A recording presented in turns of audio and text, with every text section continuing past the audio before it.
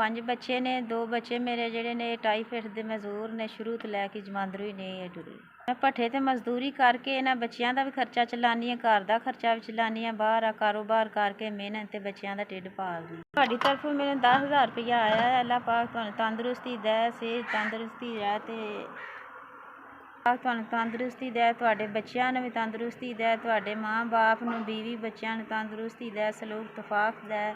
ਅੱਲਾਹ ਤੁਹਾਡੀ ਬਰਕਤ ਪਾਏ ਕਾਰੋਬਾਰ ਵਿੱਚ, ਤੁਹਾਨੂੰ ਇਸ ਤੋਂ ਵੀ ਚੋਖਾ ਦੇ। ਤੁਹਾਡੇ ਦਿੱਤੇ ਹੋਏ ਪੈਸੇ ਮੇਰੀਆਂ ਜ਼ਰੂਰਤਾਂ ਪੂਰੀਆਂ ਕਰਦੇ ਨੇ। ਮੈਂ ਬੜੀ ਥਾਈਂ ਇਸਤੇਮਾਲ ਕਰਨੀ ਆ। ਬੱਚਿਆਂ ਦੇ ਪੈਂਪਰ ਲਿਆਉਣੀ ਆ, ਬੱਚਿਆਂ ਨੂੰ ਖਾਣਾ ਲਿਆ ਕੇ ਦੇਣੀ ਆ, ਆਪਣਾ ਘਰ ਦਾ ਆਟਾ ਦਾਣਾ ਟੋਰਨੀ ਆ, ਬੱਚਿਆਂ ਦੀਆਂ ਜ਼ਰੂਰਤਾਂ ਪੂਰੀਆਂ ਕਰਨੀਆਂ। ਅੱਲਾਹ ਤੁਹਾਡੀ ਕਾਰੋਬਾਰ ਹੀ ਬਰਕਤ ਪਾਏ, ਤੁਹਾਡੇ ਬੀਵੀ ਬੱਚਿਆਂ ਨੂੰ, ਮਾਂ ਬਾਪ ਨੂੰ ਤੰਦਰੁਸਤੀ ਦੇ, ਤੁਹਾਨੂੰ ਅੱਲਾਹ ਪਾਕ ਇਸ ਤੋਂ ਚੋਖਾ ਦੇ।